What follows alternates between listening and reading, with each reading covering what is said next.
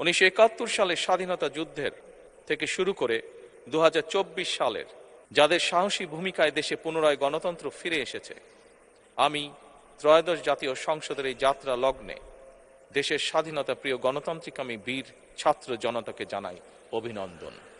ফ্যাসিবাদের নির্মমতার শিকার অসংখ্য মানুষের কান্না আর হাজারো প্রাণের আত্মত্যাগের মধ্যে দিয়ে অবশেষে আজ থেকে পুনরায় যাত্রা শুরু হতে যাচ্ছে জনগণের ভোটে জনগণের কাছে জবাবদিহিমূলক সত্যিকার অর্থে জনপ্রতিনিধিশীল জাতীয় সংসদ।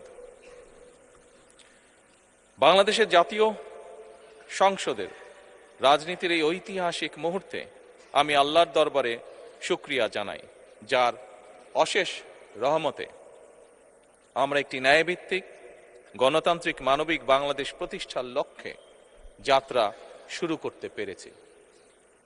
1971 সালের স্বাধীনতা যুদ্ধের থেকে শুরু করে 2024 সালের দেশ এবং জনগণের স্বাধীনতা রক্ষার যুদ্ধ সহ এই পর্যন্ত দেশে গণতন্ত্র এবং মানুষের অধিকার প্রতিষ্ঠার সংগ্রামে যারা শহীদ হয়েছেন, ত্রয়োদশ জাতীয় সংসদ শুরুর এই যাত্রা লগ্নে আমি তাদেরকে কৃতজ্ঞতার সঙ্গে স্মরণ করছি।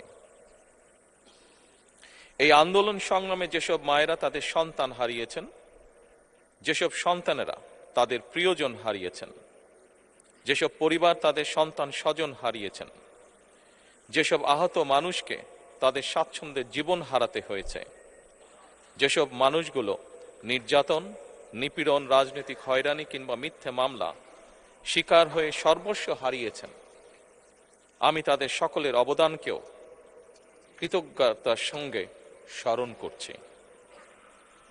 দেশের ছাত্র জনতা, কৃষক, শ্রমিক, শিক্ষক, কবি, সাহিত্যিক, সাংবাদিক, চিকিৎসক, প্রকৌশলী, আইনজীবী, কামার কুমার, জেলে তাঁতি, গাড়ি চালক, ব্যবসায়ী এবং সরকারি বেসরকারি চাকরিজীবী, গৃহিণী, সারা দেশে গণতান্ত্রিক রাজনৈতিক দলের নেতা কর্মী সমর্থক তথা সর্বস্তরের সকল শ্রেণী পেশার মানুষ যাদেরকে গুম, খুন, হত্যা, নির্যাতন, নিপীড়ন, মিথ্যা হামলা মামলা কিংবা জীবন্ত মানুষের কবরস্থান তুল্য বর্বর বন্দিশালা, আয়নাঘর, কোনো কিছু দিয়েই যাদের গণতান্ত্রিক আকাঙ্ক্ষাকে রুখে দেওয়া যায়নি,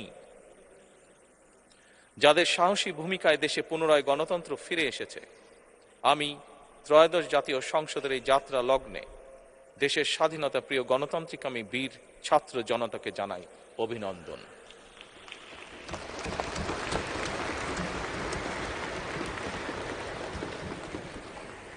সম্মানিত সংসদ সদস্যবৃন্দ, দেশনেত্রী মরহুমা বেগম খালেদা জিয়া জনগণের অধিকার প্রতিষ্ঠায় দেশে সংসদীয় গণতন্ত্র প্রতিষ্ঠা করেছিলেন, সংসদীয় গণতন্ত্রকে প্রাতিষ্ঠানিক রূপ দিয়েছিলেন। সেই গণতন্ত্রকে প্রহসনের রূপ দিয়ে জাতীয় সংসদকে হাস্যরসের খোরাকে পরিণত করা হয়েছিল। দেশে তাবিদারি শাসন শোষণ কায়েম করা হয়েছিল। দেশে সংসদীয় গণতন্ত্র এবং জনগণের অধিকার পুনঃপ্রতিষ্ঠা করার জন্য দেশনেত্রী বেগম খালেদা জিয়া জীবনের শেষ দিন পর্যন্ত লড়াই করেছেন। জীবনে কখনোই স্বৈরাচার কিংবা ফ্যাসিবাদের সঙ্গে আপোষ করেননি। দেশে আজ থেকে আবারও সেই কাঙ্ক্ষিত সংসদীয় গণতন্ত্রের যাত্রা শুরু হলো, আলহামদুলিল্লাহ।